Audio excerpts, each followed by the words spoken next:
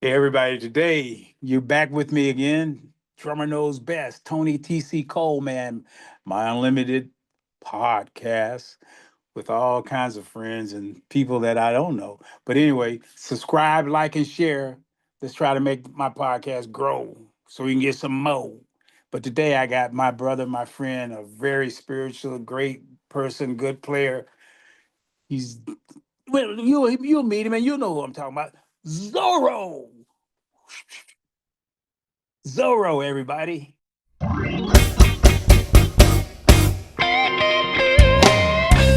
Hey, Tony T.C. Coleman, drummer knows.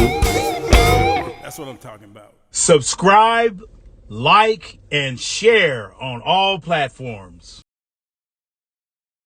Zorro, I'm here. I'm here, got baby. you. I You got got you. me. I You got got me. my hands on you. I think I got you. Here I am. Well, everybody, I've been trying to get Zorro to do my podcast, and how I got him. Thank you for doing this, man. I really appreciate it. Oh, it's a joy, Tony. I love you. You know that, man. I know I love you. I love you too, brother. Y'all don't know it, but see, I Zorro might not even remember, but I met Zorro when he was doing the Bobby Brown, his Oh, wow. prerogative, and don't be cruel. And he was on the big old giant rack up there. Bobby Brown was messing with Zorro on the rack. I remember That that. was a long time ago, man. That was either 88 or 89, man. That's some time ago. That's getting closer to 40 years for that. 40 years, man. Look at us. I mean, I know. Here we are. No, here we are, 40 years, still gigging, still playing, Yeah. And you still. looking good. You still looking good, You man. too, man. You too. It's that haircut we sport. You Yeah, know, right. You know, my hair. yeah, that's the look right there, man. That's how it went from an afro to a no fro. To a no, and then mine went from an afro to a no show. I had an afro too, man. We didn't we all? Yeah, but I mean, like I had a very Gino Vanelli kind of afro back in the late '70s, man. I wore the platform boots with the leather pleather pants tucked in, and the 4-inch heels like Kiss or the Jacksons, and Man, I did all of that, so bro. We were we were really cool as we wanted to be back then with those big old platform shoes. The only thing I didn't have a fish clear one with fish in it. I had a pair. In fact, Lenny Kravitz saw me the other day wearing something on Instagram, and he called me and FaceTimed me, and he was just having so much fun. He was like, "Oh my!" He goes, "You're killing me with that outfit, man!" Like I had this I had this camel kind of trench coat, and I had white jeans and a white turtleneck and these beige see-through heeled shoes that were called crayons from back in the 70s, and it had the clear heel, and he was just loving it. He went off for about 10 minutes on how much he loved that outfit. So that was us back in the 70s, man. I Yeah, still all that I stuff. I loved it too back then. Yeah, yeah. I still Keep it love it back there. now. Keep it back there. Don't bring it back. Don't bring it back. But you played with Lenny before you was with Bobby, wasn't it? Yeah, well, actually, Lenny and I go back to the very beginning, even before. But the funniest thing is, Lenny and I became friends when we were teenagers, in Yeah. LA. And in 1985, but in 1983, I was already gigging with Philip Bailey, the lead singer of Earth, Wind and Fire, and that was like a dream gig for me because I was the Who is biggest. that man? Who is he? Philip Philip Bailey. Oh yeah, yeah. Philip Bailey of Earth, Wind and Fire. He's the lead singer with the beautiful falsetto, which of course you know that. Philip Bailey? Yeah, of course. Yeah, but the listeners or watchers might not know. So he was Yeah, the I lead. know, I know. Yeah. Hey y'all, this I'm just messing with him. This is how my podcast works. I poke it every now and then. But so that was 83 when I started touring with Yeah. Philip, which was like a dream come true. But in 85, Lenny, he was not known. He was just my friend Lenny. He didn't get a record deal till 89, but he was just my Mm. Lenny Kravitz. And so Lenny got me an audition for the new edition. and he knew he met the managers, and they were looking for a drummer. And so Lenny got me an audition. I auditioned, and Lenny also auditioned on guitar because they were looking for a guitar player to go on the road. So we Oh, actually okay. both auditioned together, like on the same day. But as fate would have it, I end up getting the gig and he didn't.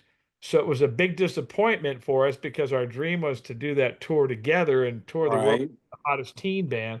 And so I got the gig and he didn't, but he was very, very happy for me. But I was very sad that I wasn't touring with my bro. But then Right. I invited him to the Universal Amphitheater in '85, playing there with New Edition. And it was there that he came backstage that's where he met Lisa Bonet. And then Oh, they got married, not too long after that, like around 86, 87. so since he came to the gig that he hooked you up with, now he comes to the gig and meets Lisa Bonet, and so now, so you the reason for their season. Well, not only that, I'm the reason he's got a child.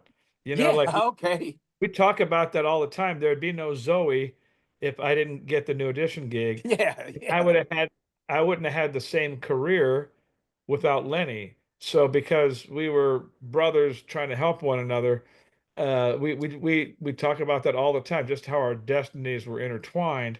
And then if he had gotten the New Edition gig, he probably would have never been went on to become the Lenny Kravitz that he did, because then he would have just become a sideman like you and I are, playing for other people. But because he didn't get that gig, he continued to develop himself as an Right.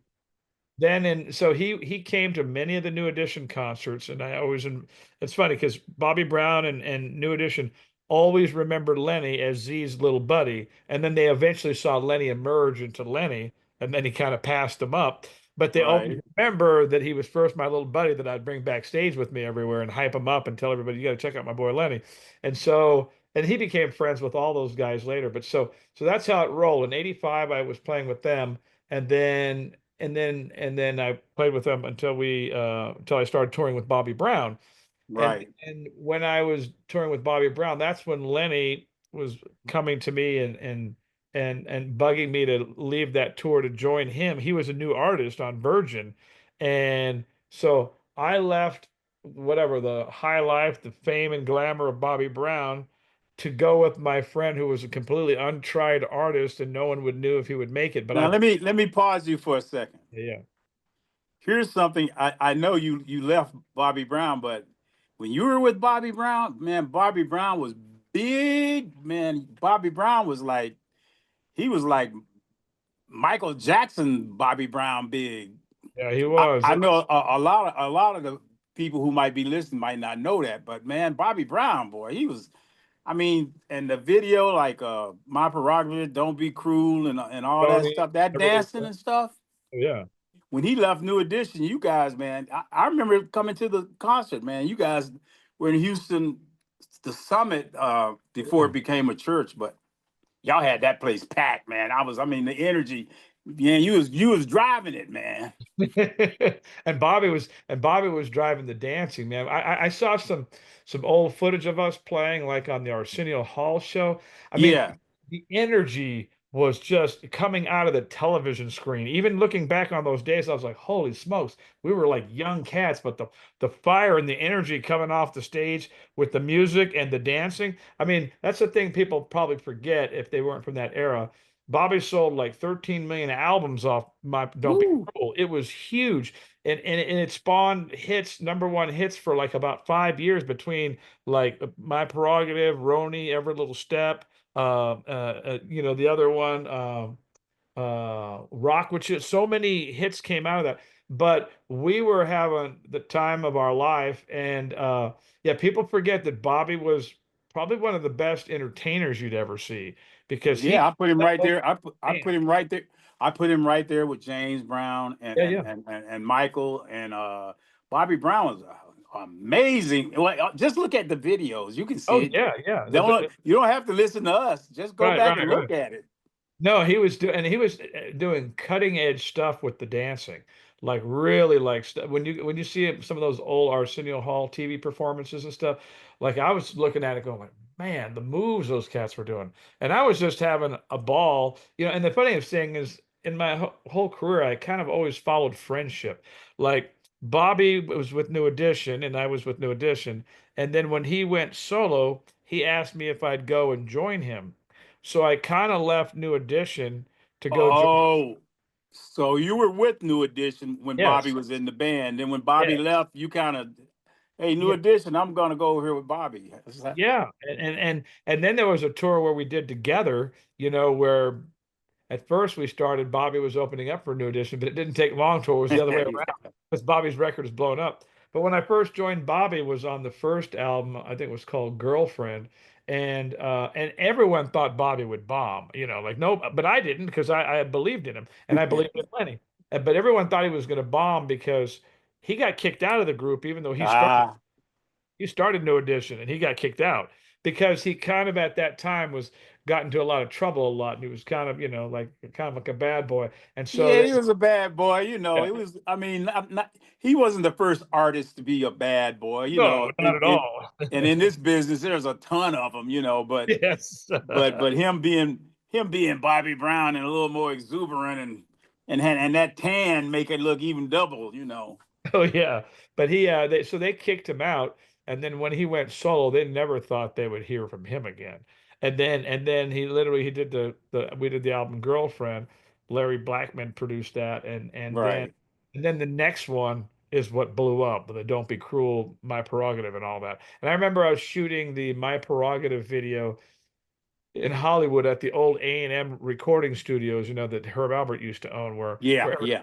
recorded the Carpenters and Right. so many people. But we recorded there, and I remember that night, I just ironically, Bono came to the taping of My Prerogative video, and that's when You too. you too. That's when the Rattle and Hum album was out, and they were just Yeah. kind of getting big in the States. But I remember him coming and then asking me to show him around Hollywood because I think that might have been their first trip to Hollywood. He didn't know Right. way around and stuff. But yeah, so and then when Lenny it's funny when I met with Lenny and Lisa Bonet at the time they were married they had a house in Venice, California, and Lenny was talking me into, like, man, you've already done New Edition Bobby Brown. You need to join my band. It's gonna be like a rock band, and you're gonna be really featured in the band. And like he was really trying to talk me out of the big gig into joining him. And here's what he told me. And I write about this in my memoir, my memoir, Maria's Scarf, that just came out. But but Yeah, I he's want to talk to you about that later. yeah, yeah. And then he says to me, he goes, our first concert is going to be like for 2 billion people. And I'm like, come on, Lenny. Like, what?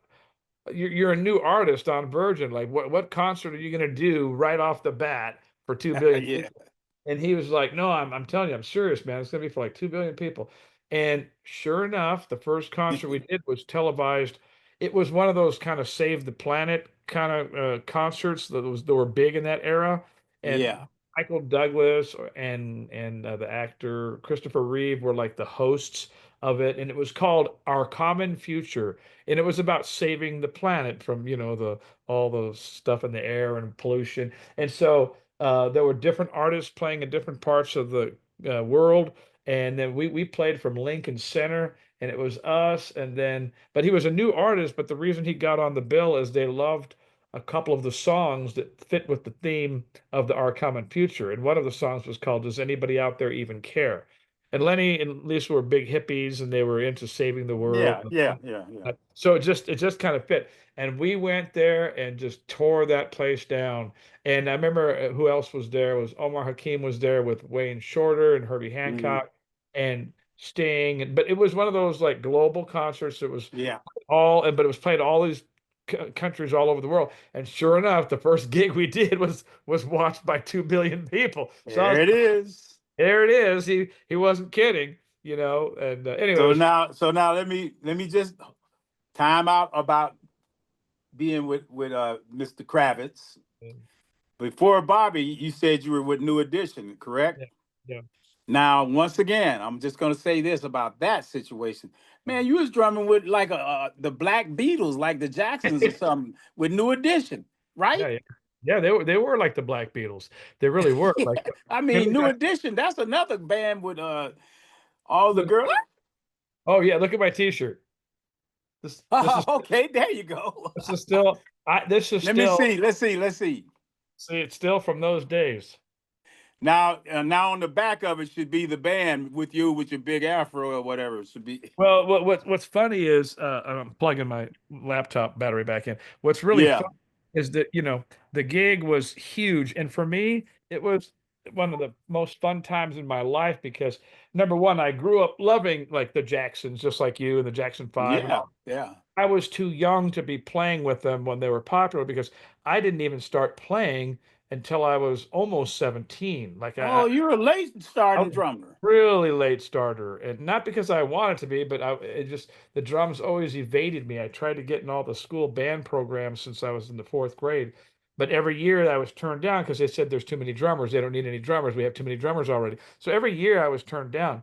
It wasn't until my sophomore year in high school that I was the janitor at the high school. That was my job. After that, my after school job was cleaning the I toilets and had I had that one time. okay, so then you know the drill. But that job turned out it was a very humbling But job. I'm gonna cut you off for 1 second. But mine was because I wasn't acting right, so I So, had so they put that on you. Like mine was because I needed the money. to.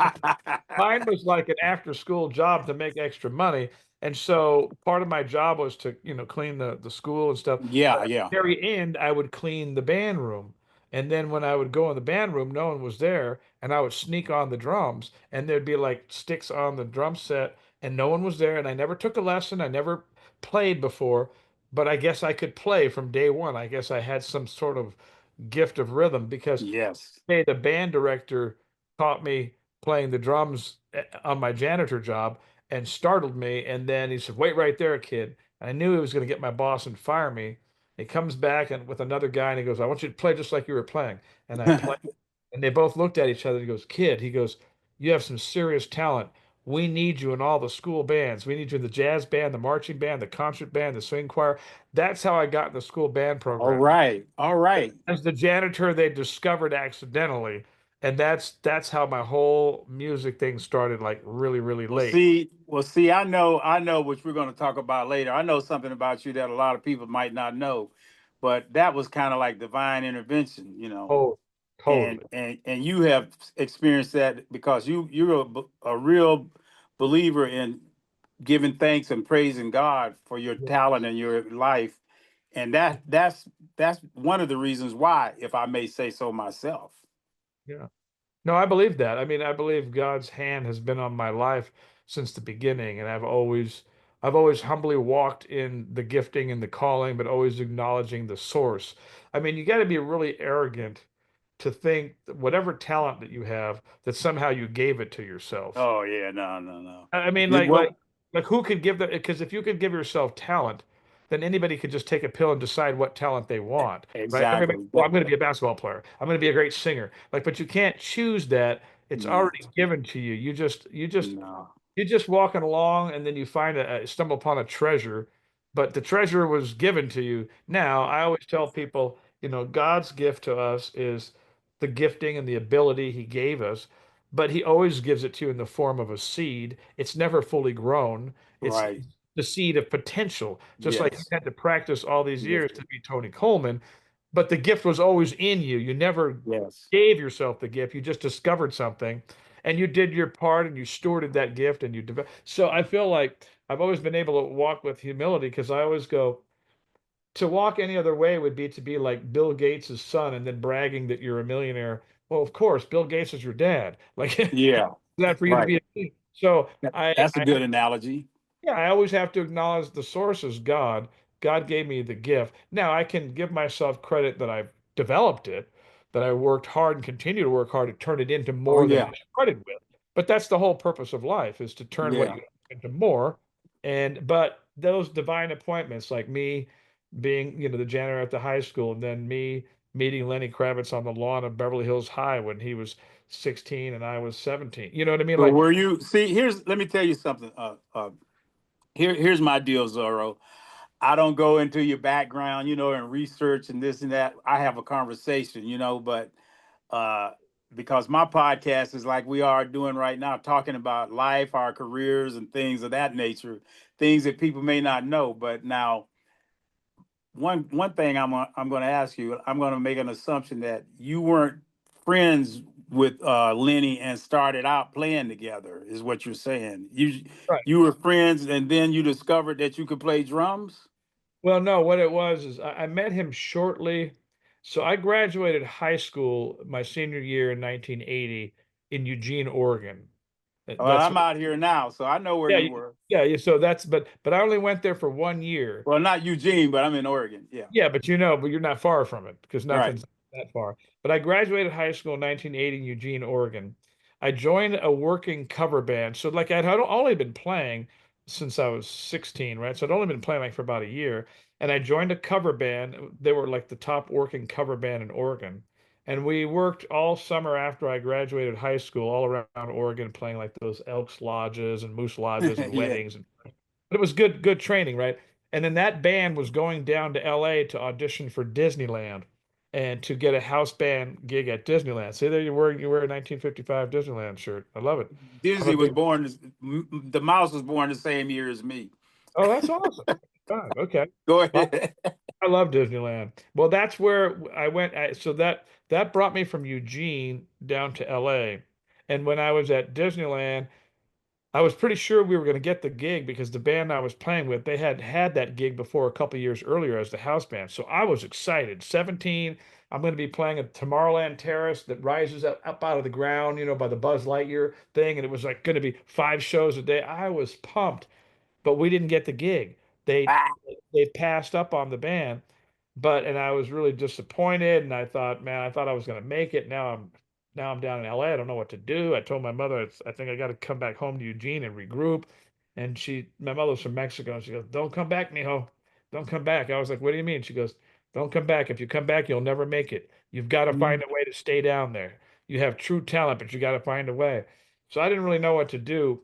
That's what led me to going to my sister had an apartment in Beverly Hills. I was in Anaheim, where Disneyland is at. And she said, "Why don't you come over to my apartment for a couple weeks? At least you're in the part of town where there's more musicians in the music business." I didn't know anything. I'm 17. right. So God gave me a vision and an idea, and this was my idea. I went to the lawn of Beverly Hills High School. I brought a boom box when they were new, the Panasonic Platinum boom box, that was advertised in Rolling Stone magazine with Earth, Wind, and Fire carrying the boom box. Spent my last $200 on this Yeah, I boom box. think Earth, Wind, and Fire did a commercial about that. It did. That was the I Panasonic boom. remember seeing. Well, we all loved Earth, Wind, and Fire. I remember Yeah, seeing them doing a commercial about that yeah. boom That box. was that was the boom That box. was before they really got popular. Well, they were pretty popular, but because they were already popular in the 70s, but this was just a little before the Let's Groove and all that. But Yeah, so yeah, I bought the platinum boombox, and then my idea was like, I'm going to walk on the lawn of Beverly Hills High School. I'm going to bring my boombox, a practice pad, and some sticks, and I'm cranking Earth, Wind, and Fire's greatest hits, and I'm just going to play on the lawn and just do all my best chops, and if there's any other musicians that are there, they're going to probably wonder who's this new guy. And so I yeah. went there at lunchtime and I sat there and played my stakes. And the first kid that comes up to me is this kid named Kennedy. And then he asked me if I'm a drummer. And I said, yeah. And I said, do you play something? He goes, yeah, I play the bass. Then another kid came up to me like 20 minutes later and he goes, man, you got some mean chops there. I love that music you're playing. And I said, are you new here? And I didn't really know what to say because I wasn't supposed to be there. So I said, yeah, I transferred here from Eugene. So that turned out to be Lenny Kravitz. And I kept up this charade for a long time that I was actually a student there. And every day I just kept showing up. And I would ride the bus there, and then I would show up, and security was like almost non-existent in 1980. They didn't even care. Right. Yeah. I just would hang out all day, and then at lunchtime I'd go and meet all the musicians. And so Yeah. that was a turning point in my life. The other kid was Kennedy Gordy, Barry Gordy's son, the founder of Motown Records. Oh, So okay. so within a month or two, I'm up at the Gordy Mansion every day. And one day I'm up at the mansion playing pinballs because Kennedy Gordy's the only kid I knew had pinball machines in his house for free. And we'd play pinball. And then one day I heard the doorbell ring, and no one was there to answer it. So I go to answer the door, and it's Michael Jackson and the Jackson Five. And now I'm entertaining the brothers, that I used to belong to their fan club, and I used to belong to the Jackson Five fan club. So anyway, I've had a lot of what I call divine appointments in my life, That's just right. things that That's you right. can't really pre-plan. I'm there. I've been there. Yeah. That's how you've done what you've done. You know what I mean? They're just divine appointments in which you meet somebody. But Lenny and I have been friends since that day, 45 years later, and we talk all the Oh, time. that's great. Just how many different ways our lives have blessed each other in So just when you music. so let me ask you something about your drumming. So you since you weren't a school drummer, you just had the God gift that like myself and others, you were just gifted and had the ability to play drums. It's not like you went to school to be a drummer. You just had the natural gift. Well, that's true to a degree, but I did go like for 1 year after I met Lenny and we were hanging out for a while, and I met Ralph Johnson from Earth, Wind and Fire, Yeah. and he became But let me my. just stop you. Let me just stop you. And I'm gonna let you talk. I'm not gonna interrupt, but Oh, that's okay. I'm just thinking. Yeah. But before you met Ralph and Yeah. all of that, you were playing drums, right? Yes, just for about a year or so. Yeah, but I mean, you didn't go to school to learn how to No, play. Yeah. no. I worked and took lessons from a couple of local guys in Grants Pass, Oregon, the best guys I could Yeah. find, Okay. Okay. All like right. private lessons. Back then it was like probably $5 or $10 for a lesson, but it's still back then minimum wage was $2 an hour. So Yeah. Right. Yeah. I still had to work a lot to pay for a lesson. But I took lessons, but I started reading drum books and I got all the basic books everybody tells you to get. And so I self-taught myself as much as I could, and then I learned from those other guys. Yeah. And then I met Ralph Johnson pretty close to around the time I met Lenny Kravitz. All this was happening around the same time. The same time I met Buddy Rich on Rodeo Drive, which was a life-changing moment. And but then after I was in LA for a year with Lenny, I and Ralph and I met the other guys from Earth, Wind and Fire, and a bunch of people were there saying, "Man, you got some talent. You should really consider like going to school." So I end up going to Berklee College of Music for like 1 year. I went for 1 year in Boston. I had planned to go for all the years, but I finished 1 year, and when I came back during the summer, I started getting a chance to do some work at Motown through Kennedy Gordy. And so I always planned to go back to school, but then my career kind of just started. And so I just Mm. never went back. But so I went for 1 year to Berkeley, but I'd always, and then Ralph was my teacher and mentor. And then he's the one who got me the gig with Philip Bailey because after I came back from Berkeley, he was playing with Philip and he goes, "You're good enough. I can't do the gig anymore. It's your time." And then that's when I was playing with in the band was like Paul Jackson Jr., Yeah. James Jamerson Jr., and like all these heavyweights. And I was just this young kid. I think I was like 19, Oh 18, man, that's cool. 19. Yeah. And it was like, for me, it was like, wow, I can't believe I'm here. And I can't believe the voice Was I'm hearing. Al McKay playing then? Al was doing his own thing then, but it was all those other heavy dudes, mostly Paul Jackson Jr. was on that deal, Okay. and James Jamerson Jr. on the bass, and they just became my brothers, and they were believers, and Paul That's was a strong good. believer. There you go again. There Yeah, you yeah. go. And then Philip was a believer, Right. and and I was a young believer as well, and so it's just God put me around the right guys, but they liked something about my playing. They liked my groove, they liked my feel, and I remember Philip would give me a solo, and then afterwards he'd say, "Oh, praise the Lord for this young boy's talents and abilities." And I remember it was made me feel like very special because I freaking loved Earth, Wind and Fire, like Of all. course. Of It was course. one of the baddest bands in the world, and I'm going. And then, so I meet Ralph Johnson at this concert called Jesus at the Roxy. It was a gospel concert in LA at the Roxy. Philip was singing, Ralph was playing drums. It was a bunch of LA all-star band. It was Yeah. right. And so it was that Jesus at the Roxy thing. And then 2 weeks later or a week later, I'm up at Ralph's house taking lessons with him. And I remember when I first played, he said, "Okay, play some stuff. Play me your best stuff." And then I played. And then afterwards he says, "Oh man, you don't need any lessons."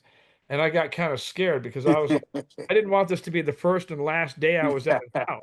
You know what I mean? I was enamored in Yeah, yeah. old albums of Earth, Wind, and Fire. I'm going to be friends with this guy. I didn't want to be like, and I was like, no, no, I still need lessons. There's a bunch of stuff I don't know. And he goes, I said, man, I don't know how to read big band music or this or whatever, or maybe I could learn some African stuff or Latin. And then he goes, okay, we'll work on some stuff. And then that started this friendship.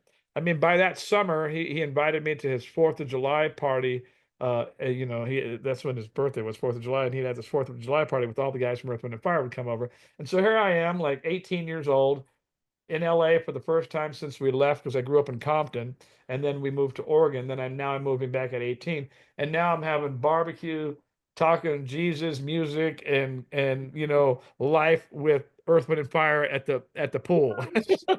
Like how much better could it get for an 18-year-old kid? Oh man, that's so beautiful, bro. This is beautiful. Yeah, the whole thing was really super special. So let me ask you something. Now, let's talk about you playing in Lenny's band with Yeah, Lenny. Uh you was rocking out, and I noticed you had two bass drums one time. yeah, yeah, I did. You had two, but Yeah. with Bobby you only had one. Yeah. Did you have a double pedal with the one with Bobby? No, I never had a double pedal really with anyone. With Lenny, the only reason I had a double bass drum setup because I was never a double bass drum player and I would never consider myself that. But he just liked the way that it looked. And we went for this on one tour, we went for this whole kind of Who vibe, the double kick, the two floor toms, Yeah, yeah. and it was more like for the look. It was actually kind of hard to play because I wasn't used to having my feet that far apart with the two pedals. They're two separate pedals. Right, I really only used that second kick at the end of songs where you go. right.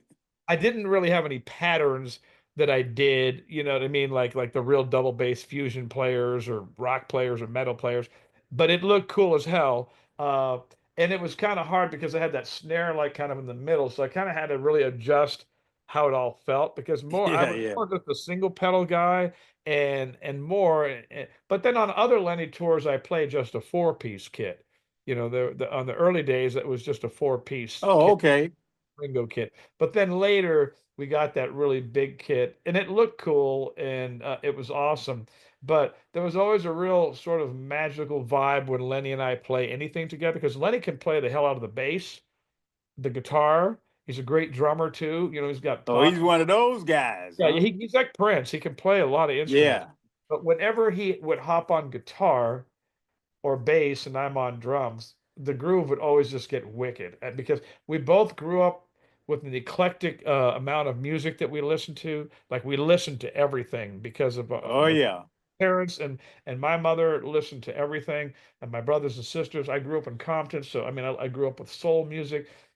I grew up with blues. I grew up with jazz. I grew up with mariachi music and pop music and rock music. So I grew up with a lot of different music in my family because everybody loved. I think that's the most. I always encourage people to do that because I grew up that way, man.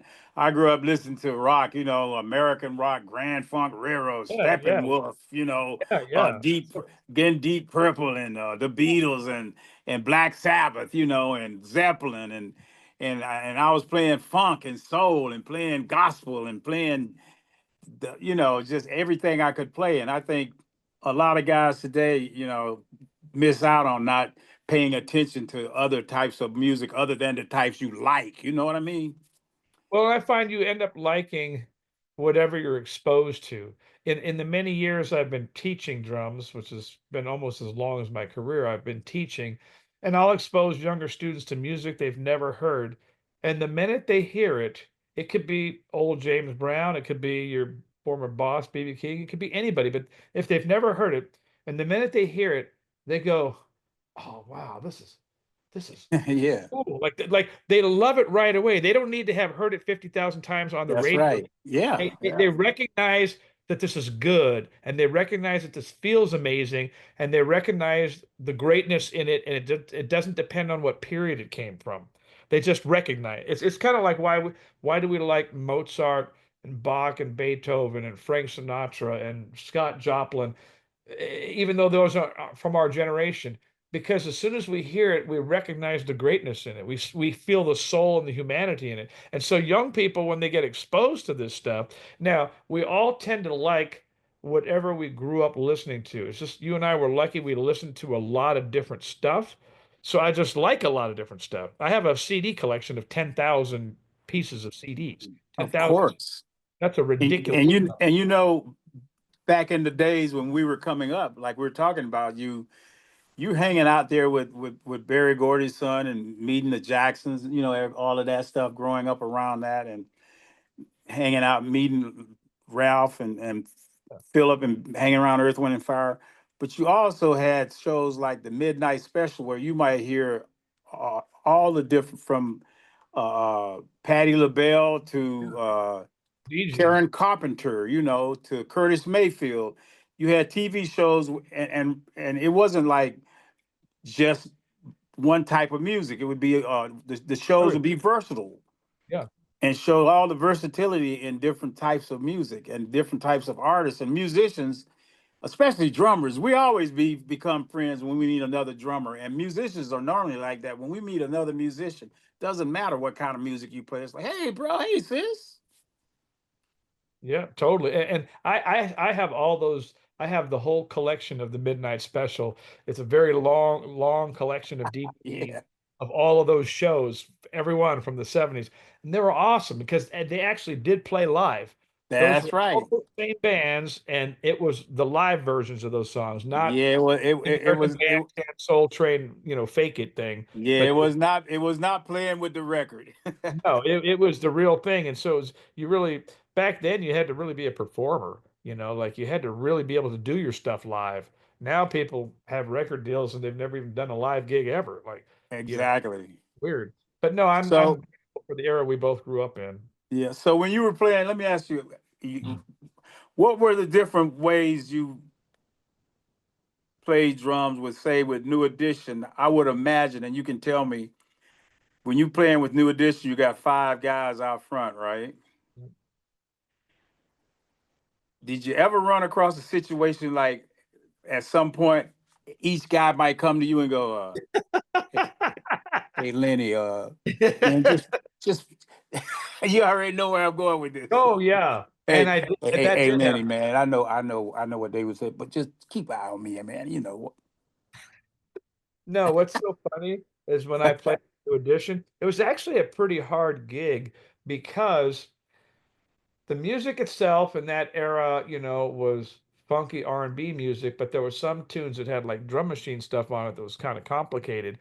And they wanted me to sound exactly like the drum machine, which already was hard enough because, no one Right. no one was playing like machines then. It was just all new, but Yeah. like bass drum patterns, like stuff that we're not playing before, right? And so Right. they had, some beats that were hard, right?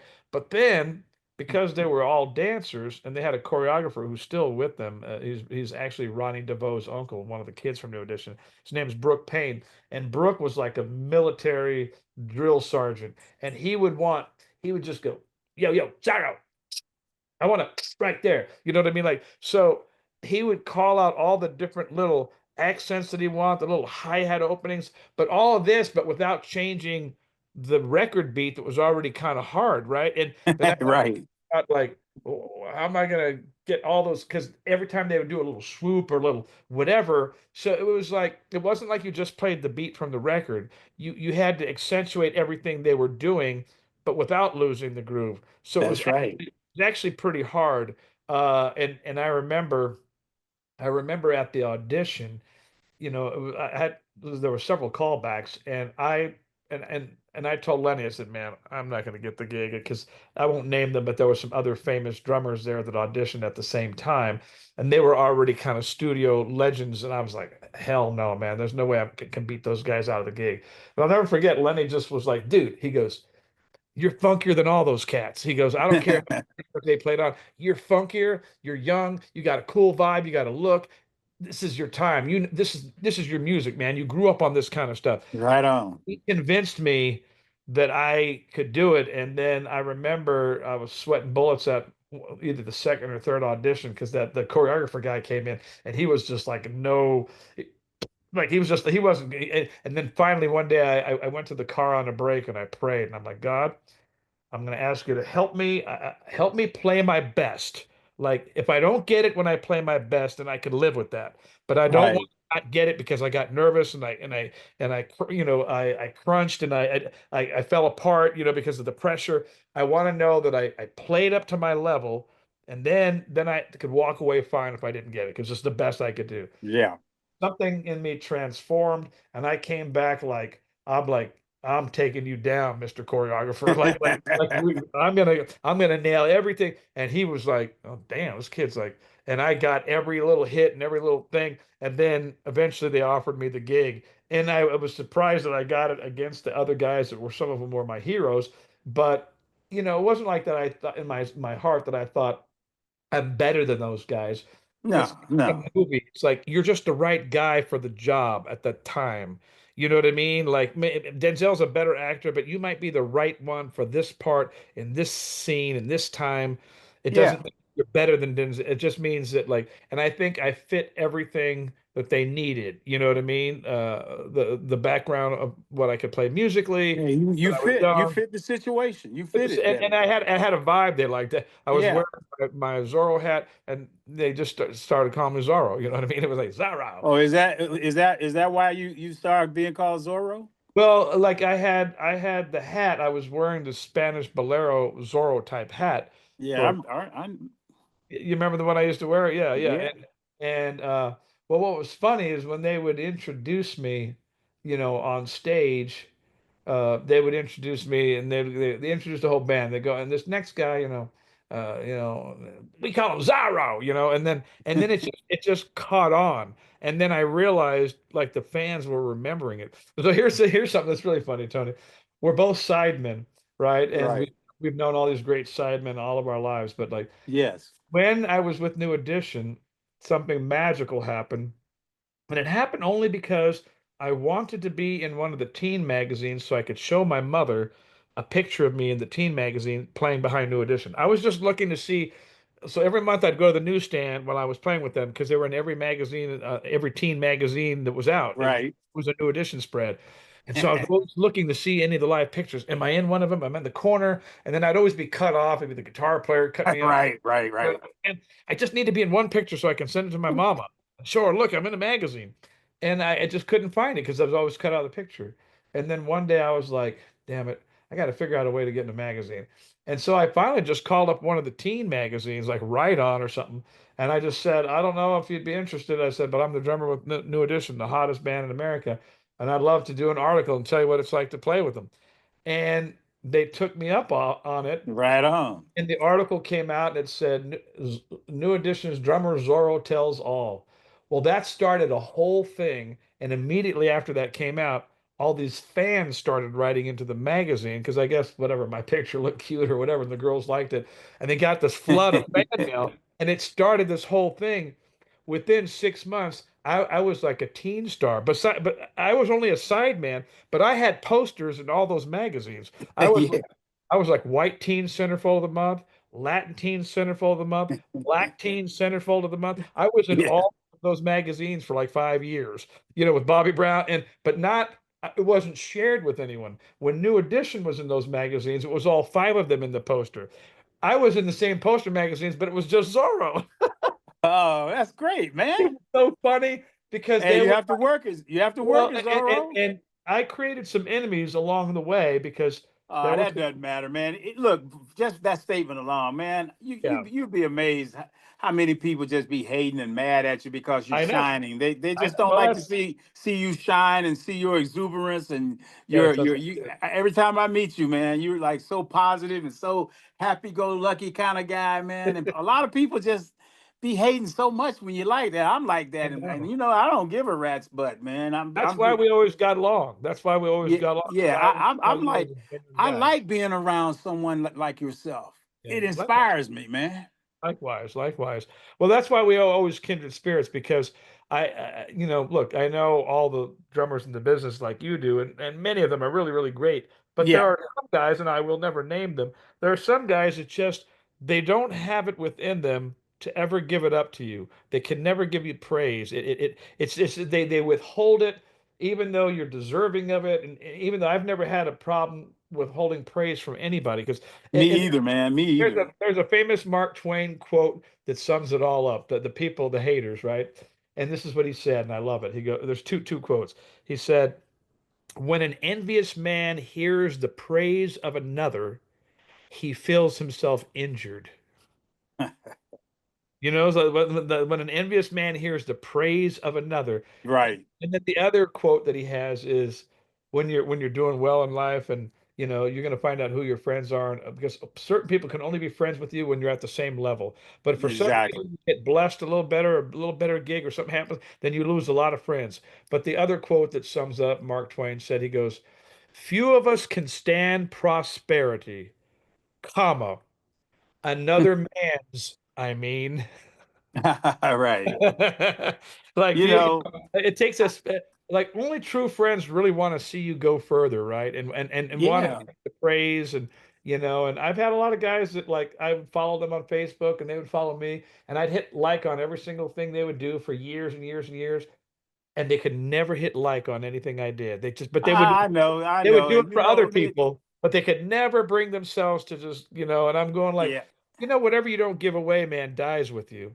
Whatever, if you don't give away the praise you have, the encouragement you have, the love you have, the forgiveness you have, the inspiration you have, it all just dies with you. So I'm like, I'm not going to live that way. And even if you're Me not going either, to, man, I'm going to. because I'm still one of your fans. Oh, dude, I'm one of your fans. You See, know, everybody that I see, I'm a fanboy. That's me. I'm fanboy. me Cause too. I'm excited to know talented, nice people, man. Yeah, and And we it's get inspired by each exciting. other. I get inspired, man. I mean, it's like I'm just happy. I just love to be around music and musicians and just having a good time. Well, you're a And genuine soul, and that's one of the things I've always loved about you, right from when I well, met you. thank you, Like, thank you. you were just fun to be You. around. And then we had that blast when we went to the Stevie Wonder concert together.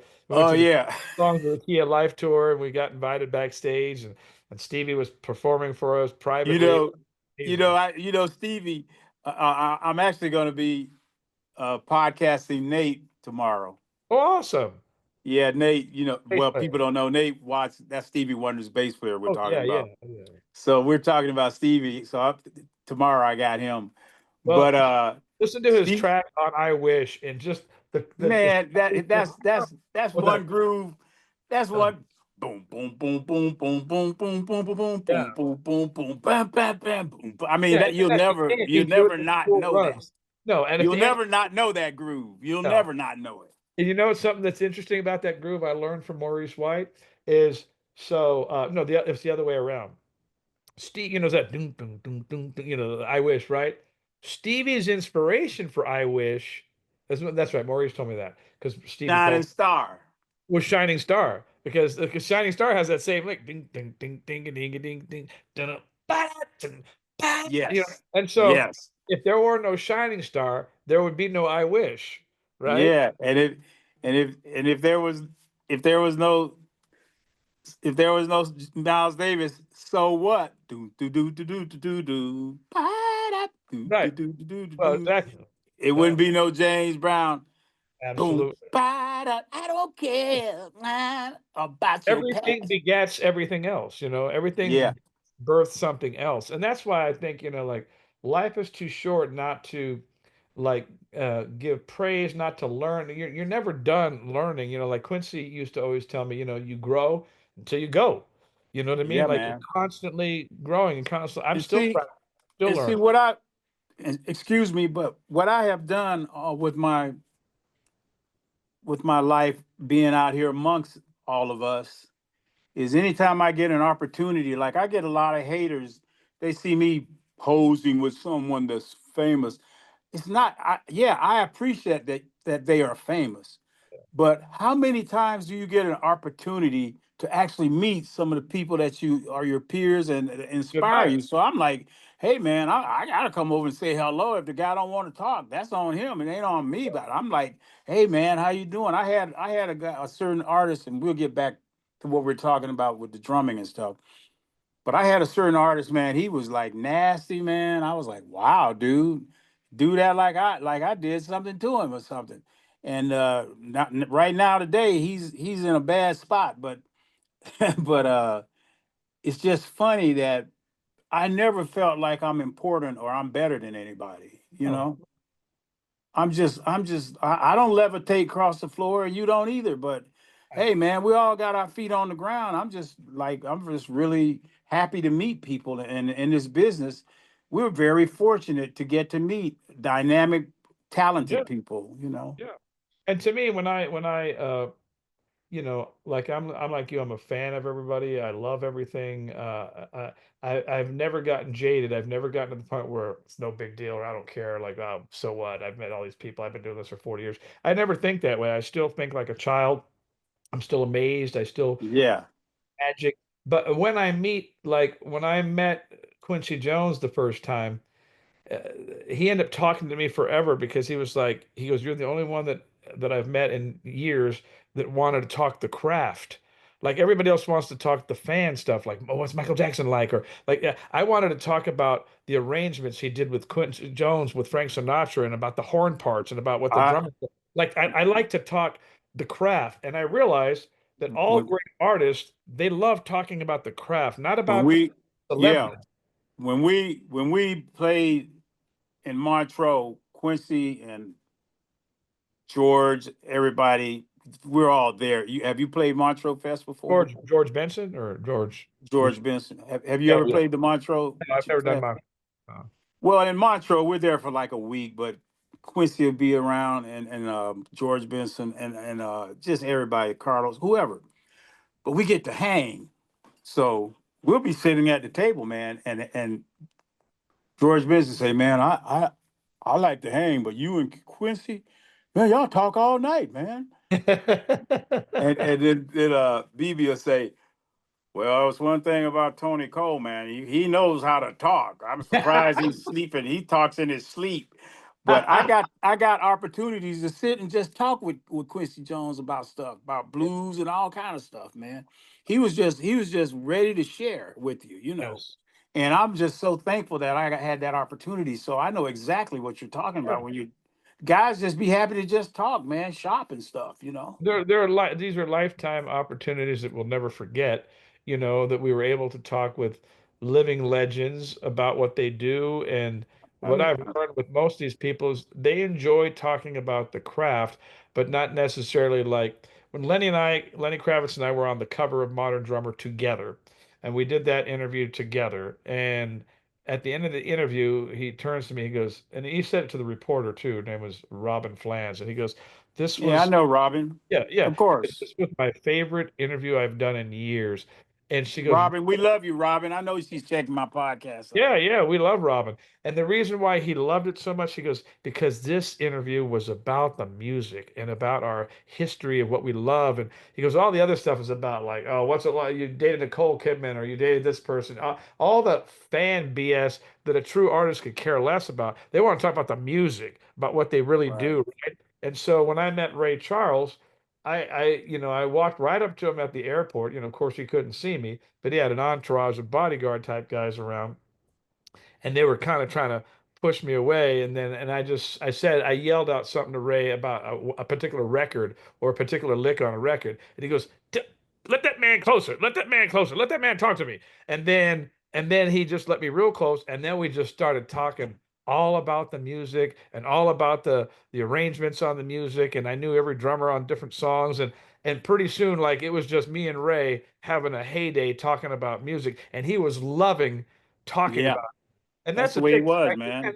I may never get to meet Ray again, you know? Yeah, he let me open 5 shows with my band with him.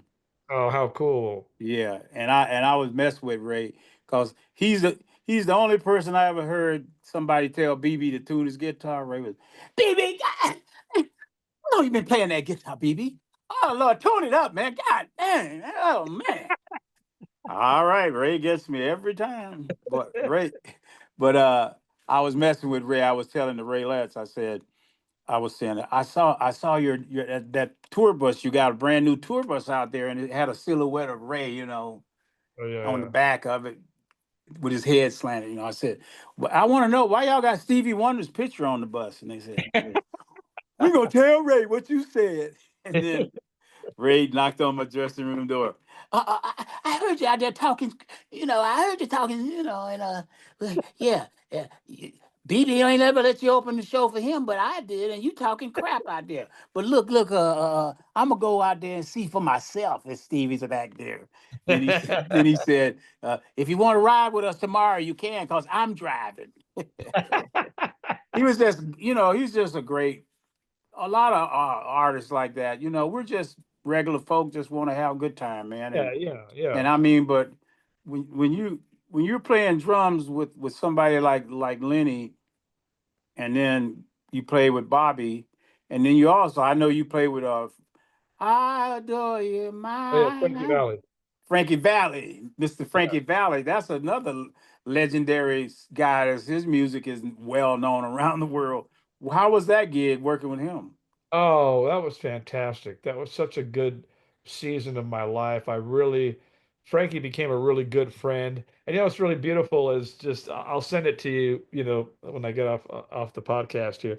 I have this beautiful footage that somebody sent me. So Lenny had Frankie Valli had always known that I played with Lenny for many years, and he really liked Lenny's music and respected him, but he never met him. And then Lenny knew that I was with Frankie for years because we talk about all the time, and he loves Frankie's music, because we both grew up on that stuff, all those hits, were big, big, huge pop songs. And Lenny and I like great pop music. So this was only like, I think like last year. And so Lenny was flying on a private plane, and so was Frankie, and they both landed at the same sort of private airport, and they ran into each other there. And of course, they both their immediate association was they know Zorro because that's the connecting point between the two of them is both of Right. them know that I spent years with either one of them and have talked about them to each other in many stories. So Lenny was what I want to say honoring to Frankie and the way he talked to him and the way he honored him, and then they both started telling stories about me or whatever. And the musical director, who was with Frankie, has been with him since the Grease days. And he was like, yeah, well, Zorro's, and Leonard's like, oh, Zorro, man. Yeah. So it was just this beautiful thing but somebody filmed them meeting for the first time. And then Lenny taking a selfie with Frankie. But it was just really cool because it was two generations of rock stars. But when I played with all those guys, every one of their styles was different, like Bobby Brown, well, Frankie Valli, Lenny Kravitz. But that's where I believe just all my background in loving all kinds of different music really helped me because, like sometimes, some people are like a one trick pony. Maybe all they Yeah, are they and you is get heavy and you metal. get typecast. I know people Yeah, think I'm yeah, just a blues drummer. right, right. I'm a And drummer that plays the blues good. right. Right. Now, and some guys maybe they are a one trick pony. Maybe they're just a heavy metal and they're really great at it, but that's really all they do well. But I always loved all kinds of music, and so I studied all kinds of music. And so I've played jazz and I've played fusion and I've played Latin and I played pop and rock and country and whatever. To me it's all just music, but it was fun playing with Frankie because we got to play with like 100-piece orchestras. They would bring in, like we'd play like Hershey, Pennsylvania for the 4th of July, and then he'd have like a whole 100-piece orchestra playing the Right. music. And that was really, really fun because I had to play with the same intensity, but like 70% less volume. You know what I mean? Because the strings are right in front of me, so I can't be blowing them off the stage, right? So those kind of gigs over the years, I've worked harder and harder and harder, and still to this day, of just playing with more and more finesse. And like right now, I just moved back to Nashville. I haven't been here in like 10 years. And so I got the drums set up in the bonus room, but neighbors are close by. So I want to be able to practice, but I don't want cops being called. So now I'm practicing like ultra quiet but with the full set, you know what I mean, with the snare open and everything. But Yeah. the goal is like, and that's what I learned, like when I watch guys like Ed Thigpen play, and when I've done, clinics over the years with Bernard Purdy. When I was younger, I always studied jazz and played all that stuff. But when I used to play next to these guys like 30 years ago, I felt like I was a heavy metal drummer next to these guys because of the finesse they had. The light touch that they had was so controlled. And that's when I was like, damn, I sound bombastic next to these dudes. Like they just have and Well, I see, that's worked on touch over the years. that's one thing I had to learn working with BB King and Bobby Blue Bland. They wanted you to be strong and drive the band, but not loud. Right. And I've always taught people that you don't hit into the drums, you hit off of the drums when you play Well, like that's me that. too. Yeah. Yeah. You Same. don't go boom, you go, Right. Right. you Yeah. know, pop Well, it creates a instead of different sound. Exactly. Instead of pushing sound in, you try to pull sound out. yes. And because BB was a man, he was a stickler. He and Bobby Blue Bland, and most of those singers, even like Johnny Taylor, bring it down, because they don't want you to play louder than their voice. And Totally. BB and BB was like that with the guitar. He would play like, Yeah, yeah. Just that's the beauty of it, right? you know, That crazy finesse stuff where it's so well, when I used to watch Ed Thigpen play, it was like a revelation because he played like a roaring lion who was whispering. It was like but none of it it had the fire. that's a good that's I like the way you stated that. Oh yeah, and that's how I felt. I was like, man, this guy is roaring, but like a whisper. It's almost like the music's intense and you got it turned on 11. If you turn on a great record, whoever, Coltrane, Steely Dan, and you turn it on 10, but then now you turn it on 1, the music is still as intense as it was. It didn't change, it's just the volume changed. Like the way they Right. played it, the intensity is there.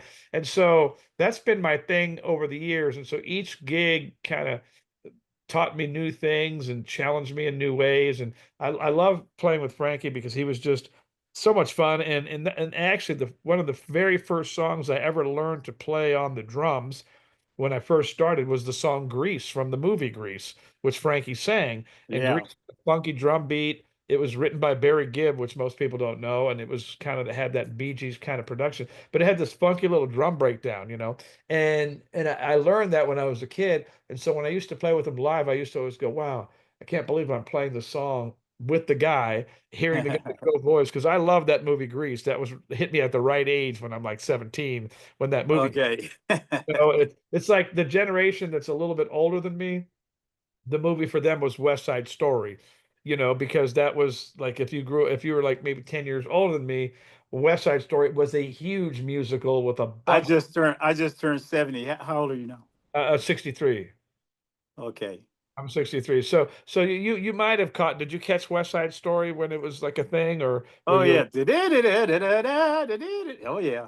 Well, so but see, I didn't catch that in real time, like because it came out when I was like a real little kid. But later I went back and learned it and discovered it. But when Grease hit in 1977 or 78, I was in high school. I was one of the kids like that would have been in Grease. So that And movie then really resonated with me and I love the music in it. But Frankie, and in fact, Frankie and I are still friends. He just wrote a beautiful testimonial for my memoir and he endorsed my book. And then I was with him like about a year ago. He's like 92 or 93, and he's still gigging like crazy. yeah, He is just still like out Willie. there. Just like Yes, Willie is. they're the oldest guys in the music business. They are. There's nobody older who's working like them. It's Yeah, kind and of I know that Mr. Oh man, I'm so embarrassed. I'm on my podcast forgetting his name. sorry. Saying it's the most wonderful Oh yeah, time Andy of the Williams. hmm? Andy Williams. No, no. Uh the other Uh guy who's known for that. The oh older black guy. oh, older black guy saying most It's wonderful. the he sang all the Christmas carols really well. Oh, See, not I'm well, at see not Nat King not my Cole, been gone. no Uh, no no not Joe I'll Williams. think of it. I'll think of it in a minute. Yeah, now you got me thinking about like who His is it? house just got burned down and during the fires in L.A. How old would you say he is now, this guy? Oh, he's probably 90. Oh, he's up there too. Is he Yeah, out there? he just retired.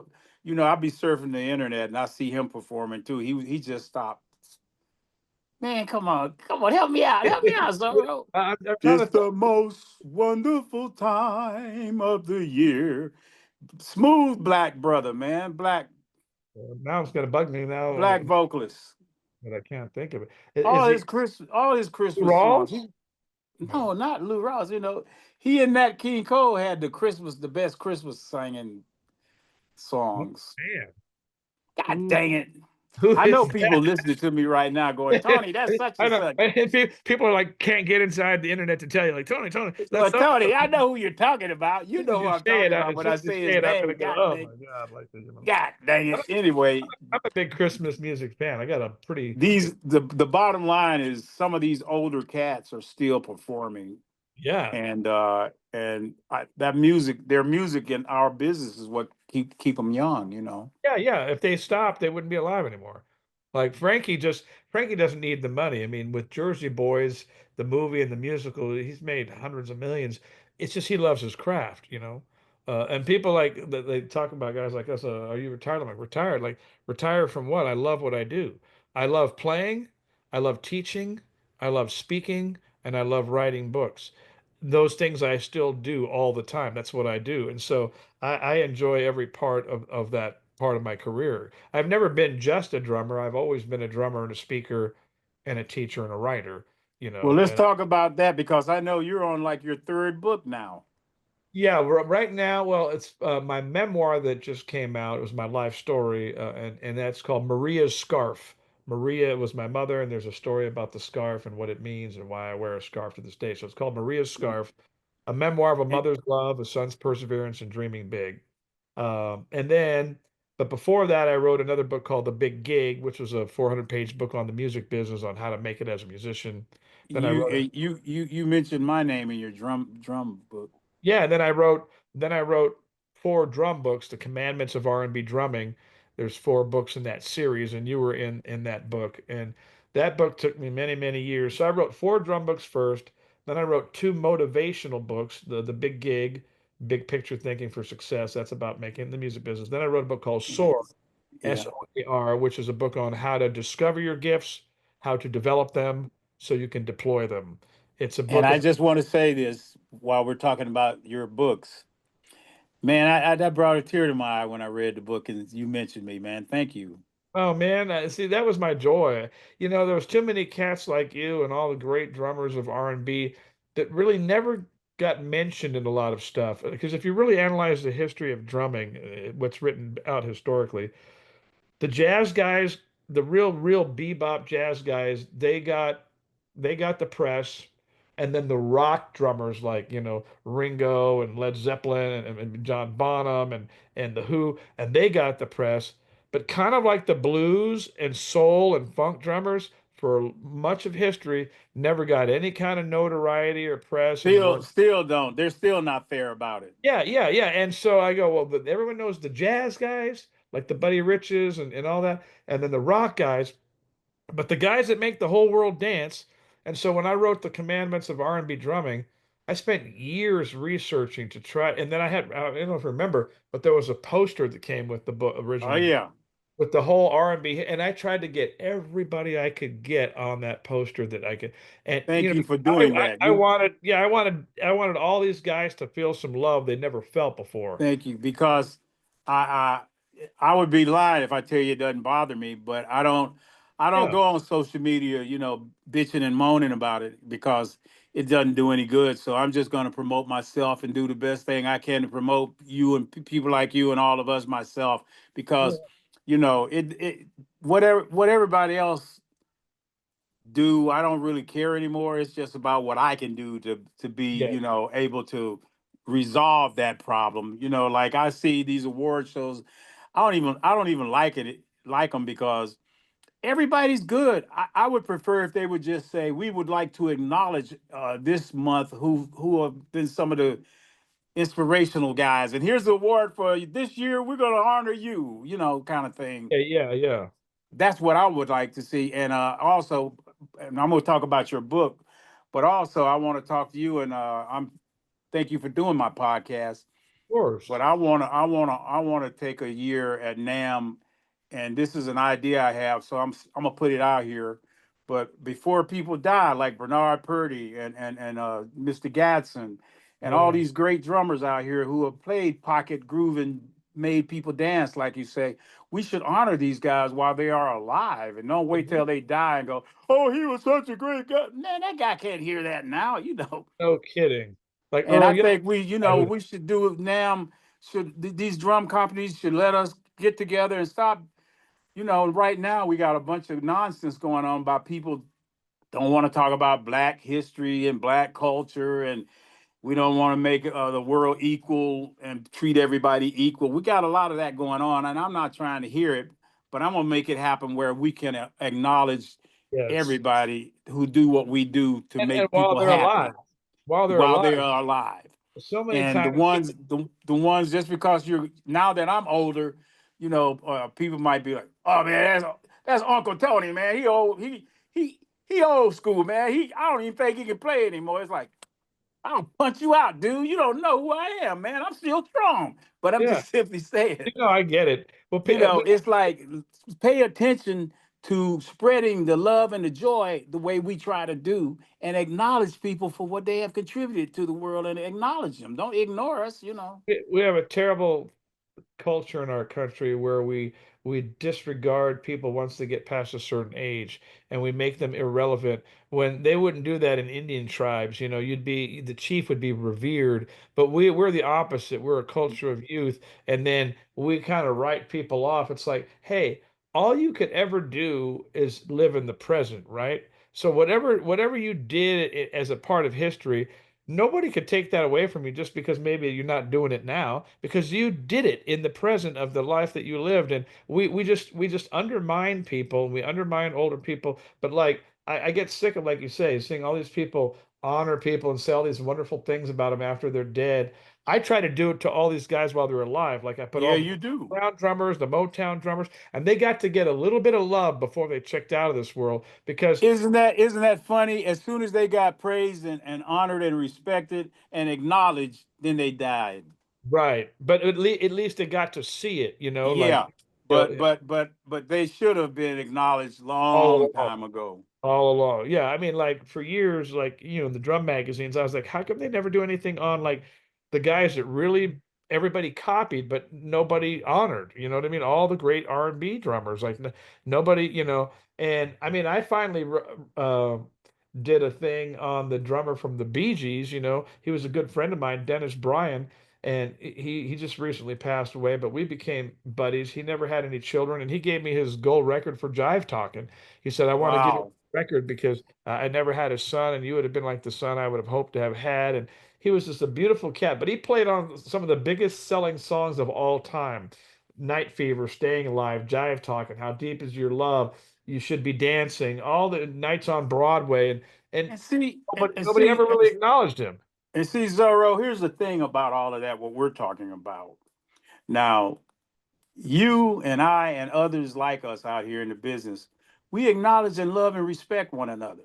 Yeah, But for whatever reason, nobody, I used to get really upset when I go to NAM. Nobody would like say, let's appreciate all the different flavors. We're like a box of chocolate. You never know what you're gonna get. oh But yeah, I never see emphasis put on we are a lot of different types of people, musicians, and honored together as yeah, yeah. one group of people, drummers, musicians, Yeah. not country, jazz, rock, rap, or Right, whatever it's so narrow in minded. little boxes. Yeah, You know, we're friends with everybody. yeah, Chad Smith or Greg Bissonette, everybody. We're all friends, man. yeah, yeah. We're not. I don't look at Greg Bissonette, the white boy on drums. I look at Greg Bissonette, my friend. That's a good guy. The Or vice sweetheart. versa. Yeah. And I can hang out with country people, funk, metal people, whoever. Well, the We're commonality all is, we're human beings, yeah, man. and the commonality is music is a great common denominator. You know what I mean? The whole world, in one way or another, loves music, and music is a great unifier. You know what I mean? Like when you go to a concert. Different times I worked with the guys from Earth, Wind and Fire, and we'd play the song September, and you turn around and look at people. It just brings people so much joy, and you see people from all walks of life loving Hey, this man. music, I'm a right? witness, you're a witness. I've been to 98 countries around the world Wow, playing drums. that's People amazing. I can't even say their name, but they listen to me play and they're happy. Yeah, isn't that a beautiful gift, right? Yeah. And The, that's the, our gift from God. That's our gift. That's the power and the glory right there. right To be there. able to bring people together through our music, through our gift, what we do, drumming, and being able to be a motivational speaker. And thank you for doing that, man. I really appreciate you doing that, man. Well, it's a part of my calling. Like you have to recognize in order to live a life of fulfillment and significance, doesn't mean that you have to be rich or famous, but to live a life of meaning and significance, you have to be walking in your calling. You can't deny the thing that God put in you to do. And I always tell people everything that I pursued, first it was the drumming, then it was the speaking, then it was the teaching, then it was the writing.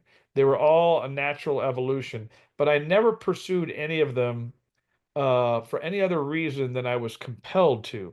Meaning, I would have, like, for instance, my memoir that just came out, Maria's Scarf. It's a 400-page book. I'll Do show you you. have it around? Yeah, show it to you. And I'm going to send you one too. But so I'm going to grab it here and show it to you. But like, Yes. so this is the memoir here. Oh, let's see if I So can. go ahead. I'm gonna be quiet. Folks, I'm gonna shut up and let Zoro talk about his book he wrote here. No, okay, so this is my memoir. It's like 400 pages, and that's the back. And it was endorsed by everybody from Alex Van Halen to Lenny Kravitz to Dave Ramsey to Frankie Valli, lots of different people. But anyway, this has been a love of a lifetime writing this life story. But basically, it's my life story of going from the slums to the spotlight. So I grew up in Compton, California. I was raised by a single immigrant mother, Maria, my mother, who raised 7 children alone. Our fathers abandoned us. We moved probably like 40 times by the time I was in the fourth grade. We grew up in Compton, then moved to rural Oregon. Eventually, when we lived in a car and then a little tent and an 11-foot camper. So my true life story of going from the slums to the spotlight would be similar to like the films Rudy, Rocky, The Blind Side meets Forrest Gump. So I always wanted to write this story to inspire people, basically never to give up. I That's worked right. I worked on the book for people ask me how long it take me to write the memoir. I really want to say almost my whole life. I started a diary at the age of 10, and I kept writing that diary all the way through my 20s when I met Lenny and the Jackson Five and all that. And so I've been writing down vignettes of my story, but it's really a story of a kid with a dream, a mother with this incredible love for her children that empowered them to dream and believe, and about this unbreakable bond of this family, my siblings and my mother. And so it's a story for everyone. It's a story, but I would have written the story. Everything I've done in my life, I would have done if I never made it doing it. Meaning, I was going to write that book whether somebody published it or not. I was going to write the Commandments of R&B drumming book whether somebody published it or not. I was going to write the Big Gig book that I wrote whether somebody everything I've done in my life, and this is what I would encourage people, is you have to do it for the most pure and honest reasons. Like I had to write that book. It wasn't like, oh, and I never, even with my R&B drumming books, I wasn't trying to fill a niche in the market. Like, oh, what hasn't somebody done, and I'll do that. I was writing about what I was passionate about, what I knew a lot about, what I studied the history of. And so you've got to do what you're compelled to do and not just, oh, I think I can make a bunch of money if I do that. Because at the end of the day, you're going to be dead, and it doesn't matter what. So what if you're going to be dead and you made a ton of money, but you never did what you were supposed to do? You never did what God called you to do, you know? And so to me, I feel like every one of the things I've done in my life that I continue to do are not a job, they're a calling, and they're what I was meant to do on this earth. And one of those things is I was meant to be a speaker and encourager. And because I've had a lot of different things to overcome in my life, it gives me the license to speak to people to inspire them because of you really only develop empathy and compassion if you've done some suffering. And I've done a lot of suffering in my life. And so in that suffering comes my purpose. and comes my care and concern to be a light for others. And like what you say, that you, when you see me, you love being around me because you feel this love and this joy. Well, all it is just the Holy Spirit that lives in me. It's God's presence in a man. And when you allow the Holy Spirit, in fact, when I was talking to Steve Gadd the other day, we've been friends for about 40 years, and he was playing with James Taylor, and we talked for like 2.5 hours afterwards or whatever. And then, here he is, 80, a lot older than me, almost 20 years older than me, and one of the greatest musicians has ever lived. But as you know him, a beautifully, beautifully humble man. I just love this man's spirit. And then he said to me, he goes, I said, man, you sounded great, Steve. You just sound amazing. You sound so beautiful and so musical, and you're just getting better all the time. He goes, man, he goes, Z, he goes, I just every night before I get on stage, I just pray to the Holy Spirit and I ask God to just help me get out of the way of the music, help me to get my ego out of the way. I thought that was one of the most beautiful things I ever heard, because this is from a guy who's considered a drumming god, a master, but yet he has this humility about him. And so to me, like the great joy of living is that I let God live through me, that I invite him to be in me through the journey.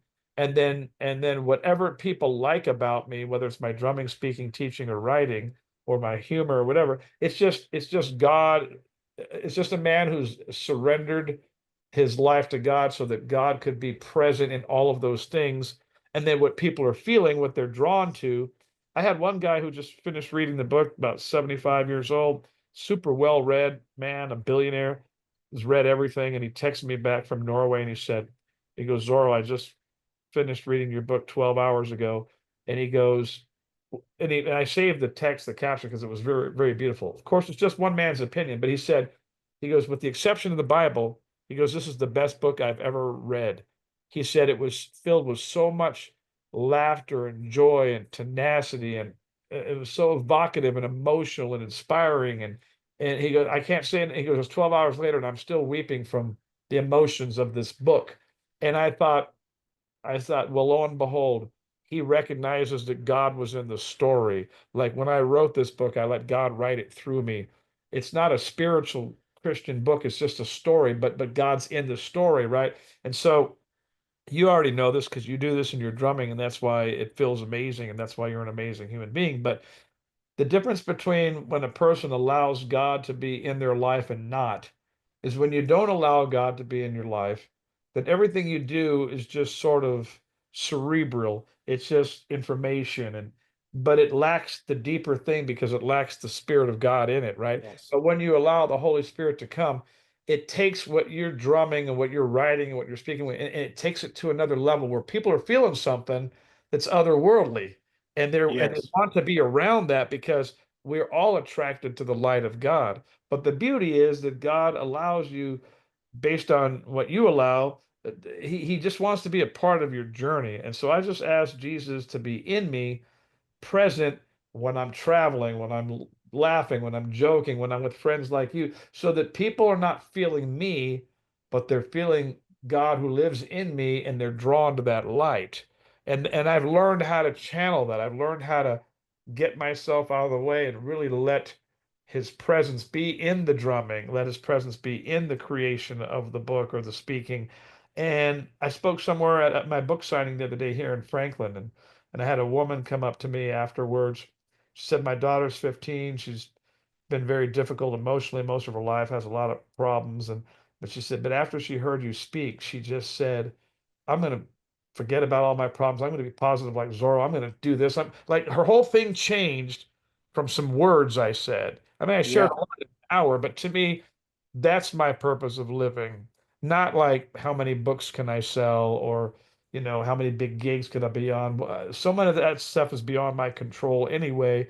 I just kind of every day, like, Lord, what do you have for me now? What do you have for me in this season of my life? I continue to hone my drumming skills, my writing skills, my speaking skills. I continue to develop, but Yeah. I'm more open in how I go about the earth, and what I take and what assignments I take. I'm not looking for a job. I'm looking for assignments.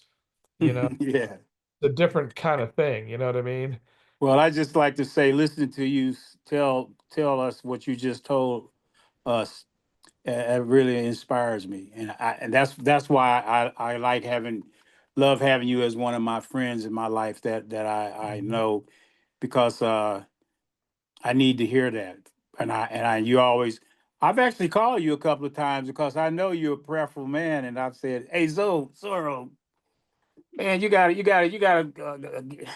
help me out here a little bit. Give me a little inspiration. Say a little Yeah, prayer for a brother. yeah, yeah.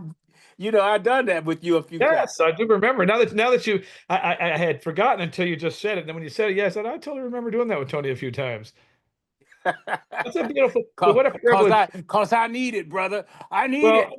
and we all do. And you know what's funny is like how God can use all of us at any point if you make yourself available. I remember as a kid looking on the Earth, Wind, and Fire album covers. And I used to daydream like one day I'm gonna meet them. I'm gonna be on a plane and I'm gonna be Yeah. sitting next to them first class. They're gonna like me and BB King's records and go one of these days, and then I get to be BB King's drummer's friend, for all these years. And but here's what's amazing is that and then there was a music store when I was 10 years old that I walked into in Grants Pass, Oregon, where we moved from Compton to rural Oregon, if you can imagine that juxtaposition. I went from the set of Sanford and Son to the set of the Waltons or Little House on the Prairie. It was that Right. drastic. But at 10, I walked into this little music store, and this lady, her name was Pearl Jones. She ran the music shop, which she had for almost 60 years. And I just was dreaming about one day buying an instrument, but I couldn't buy one for years. But anyway, she became my friend. And then when I started playing drums when I was 16, and I would come in the shop, and she'd say, "One day, Sonny, you're going to make it." She goes, "There's just something about you. You got something special. You're hardworking, and I just know you're going to make it." And 25 years later, I invited her to have front row tickets with Frankie Valli and the Four Seasons when I played at the Yes. Four Feathers Casino or whatever outside of Grants Pass.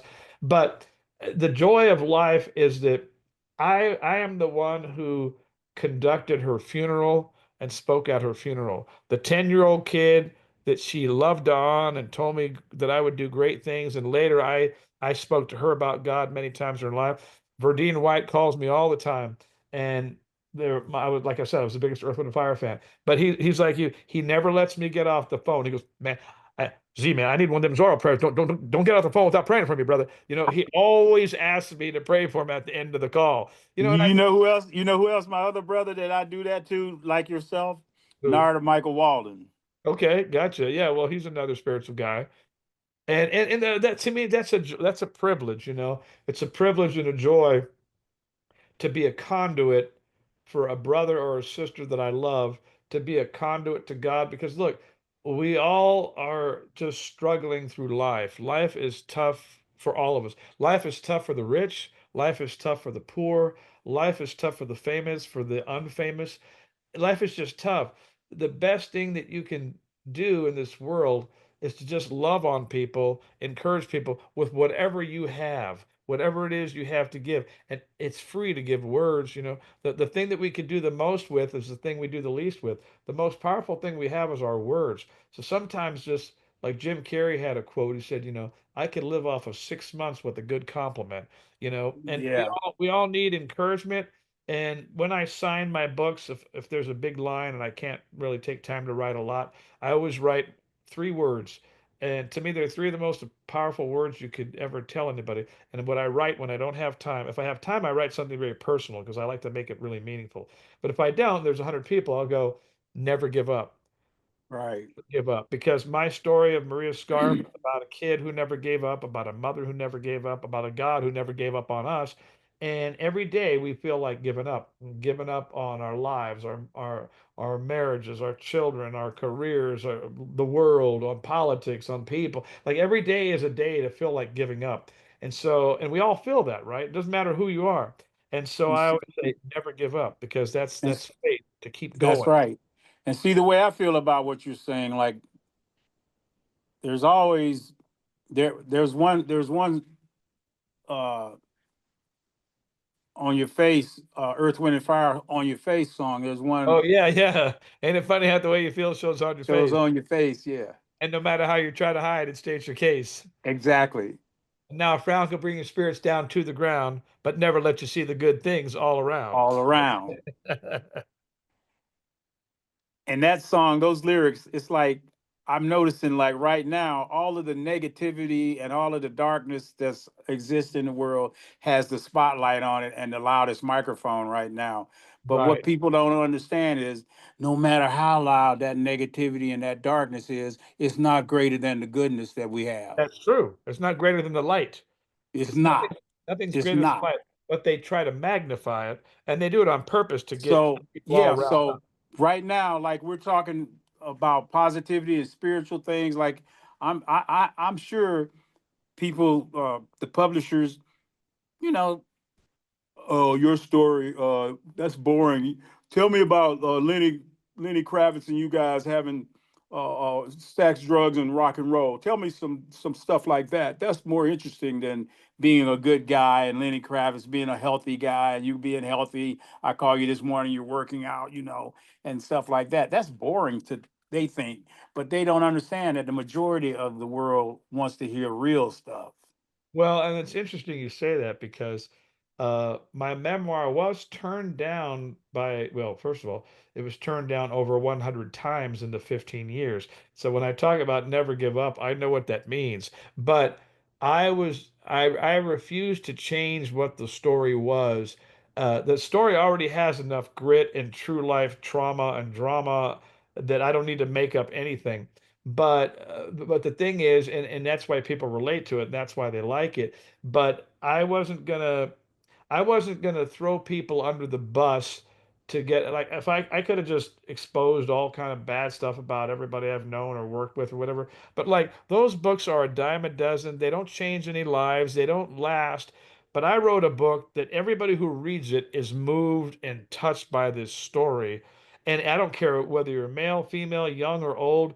This story will make you laugh. This story will make you cry. This story will leave you inspired. And I know that because of all the readers who've read it who've told me that.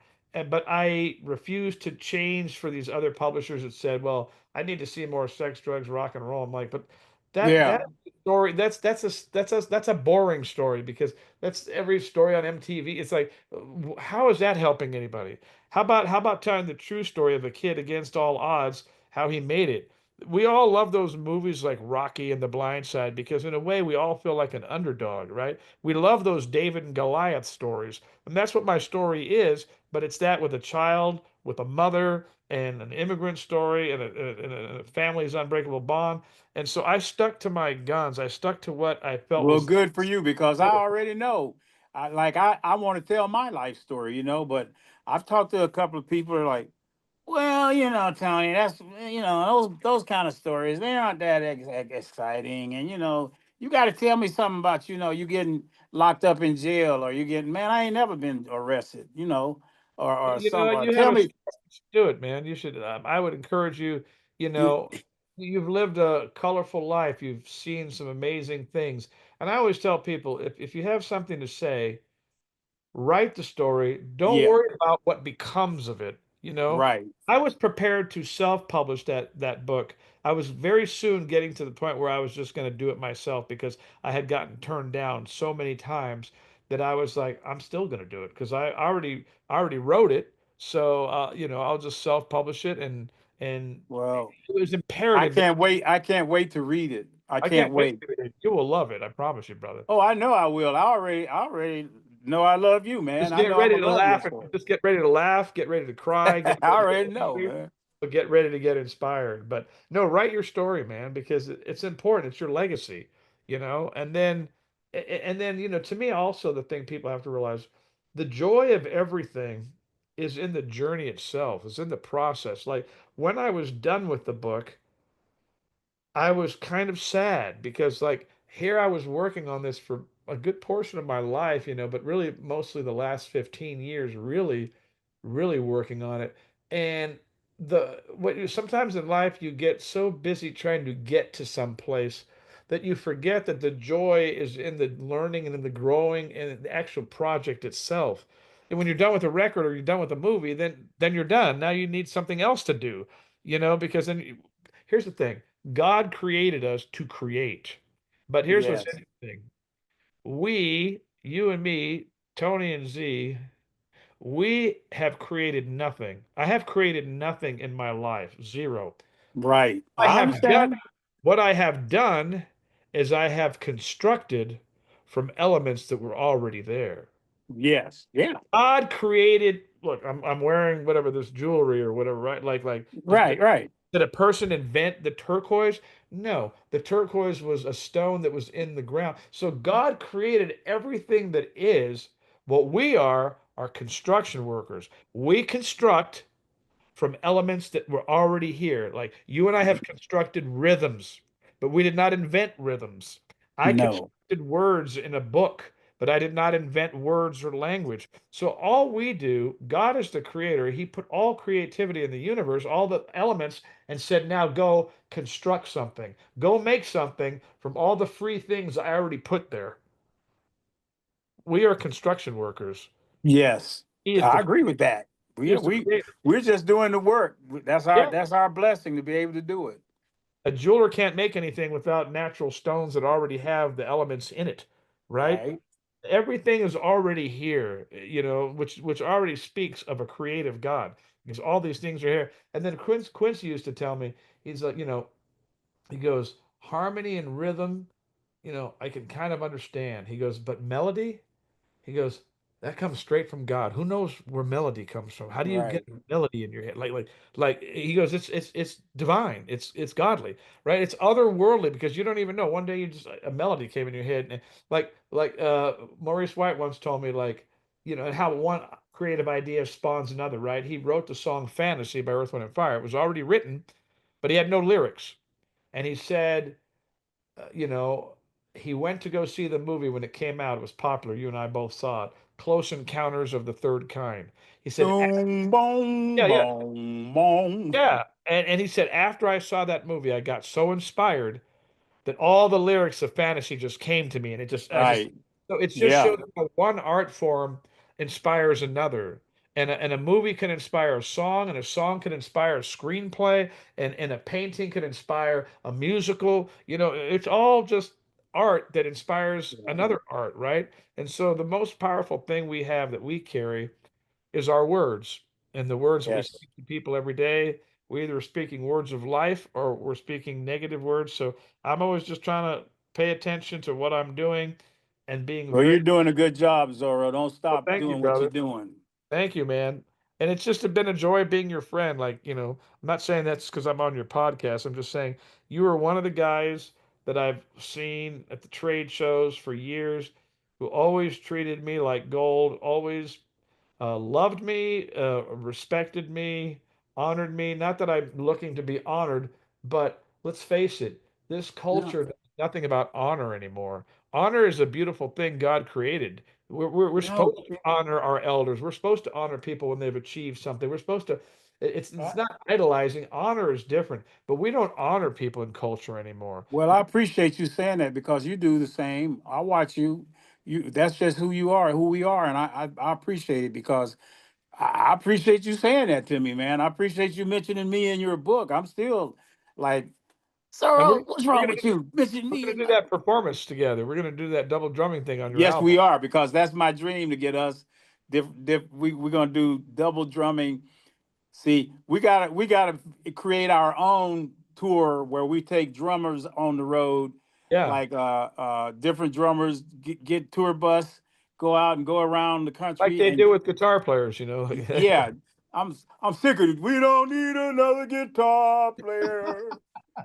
We don't need We don't need a guitar hero. we don't need a sorry, Lenny Kravitz. We don't need another guitarist. He won't mind because he's a drummer too. But Yeah, I no, know. I look forward to doing that with you, Tony. I look forward to doing that'll be so fun. Yeah, it That'll would be be, a joy man. for me to play a groove with you would be like the ultimate. Let's do that. Yeah, we're gonna do it. We're gonna do it. That's Y'all awesome. hear it? We're gonna do it. Do it. We're gonna do it. But so what's your next? Are you on a book tour promoting your book? It's not so much a tour. It's just like different, like right now, it's like it's random. It could be a book thing here, and then a speaking gig there, and then a gig here, and then a session there. I mean, my life is always looks different every day, which I enjoy. You know what I mean? There's different, Yeah. but as long as I'm doing all of those things, then I'm fulfilled. I wouldn't be fulfilled if I was only doing one of those things. Like just drumming alone is not enough to fulfill me because there's so much in me as a teacher and as a Yeah. in a way, I'm modeled after five guys in the Bible. Like I'm a piece of each one of them. I'm an evangelist, like John the Baptist. I'm a radical evangelist. I love to share the love of God with people.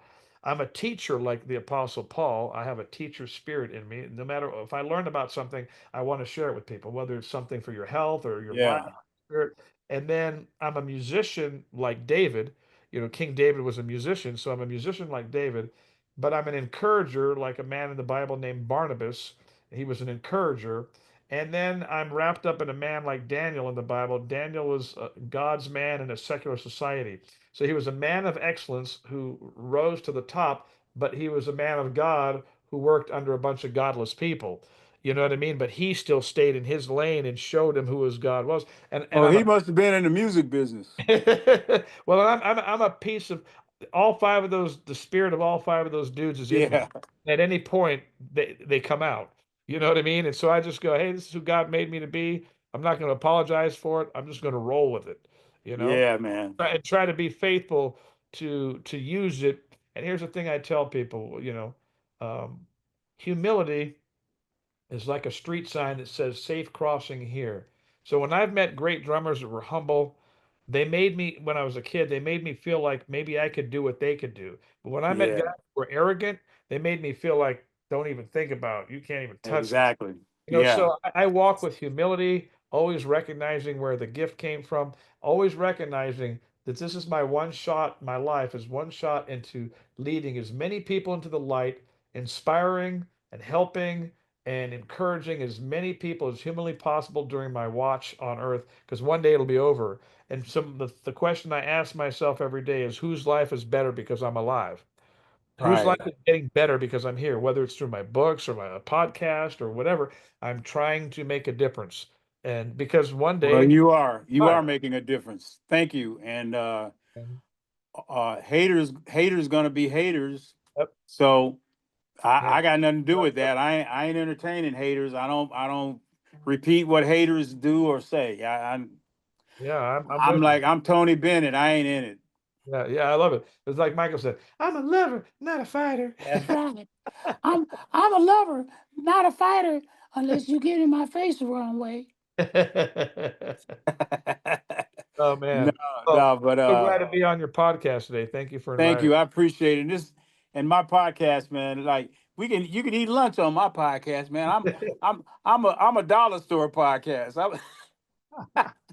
I'm a I good for the Salvation Army podcast. I I ain't got big production and rules. You can eat some barbecue on there, lick your fingers on my podcast while I was talking. Yeah, man. Well, I wore this new edition T-shirt especially for you because Well, hey, man, that's the still perfect have it shirt after because 45 years. You know what I mean? that's a great shirt, man. Because I was saying, man, that was like the Black Beatles or something, you know. They totally were, and it was so apropos because growing up in Compton, man, like I it was a long time before I knew I wasn't black. Let's just put it that way. When I moved to Oregon is when I knew I wasn't black because like there weren't black people there, and all of a sudden I didn't have my brothers with me anymore. But I'm a Mexican man with a black soul. You know what I mean? And that's just was over. So me getting to play with some of the greatest R&B groups of their generation, because you could only be in your generation, was so apropos because that groove was in me from birth. You know what I mean? And what's you interesting is well you do it well, my brother. oh man, and we're gonna do it together, man. And now Yeah, and when my we're and together, I and we're want you gonna to. be on and you're gonna get back on my podcast again. You don't be on it one time. We gotta Oh, no, catch yeah. up again. And then when we're together, I want you. There's a bunch of things I want to learn from you. I want you to teach me some different things. I'm always trying to learn stuff from Me brothers like too. Me too, all man. kind of stuff. It's fun. It's Yeah, fun it for me is. to still keep learning stuff. And find Yeah, out what you man. work on and what you did and different grooves and break them down and stuff. Yeah, man.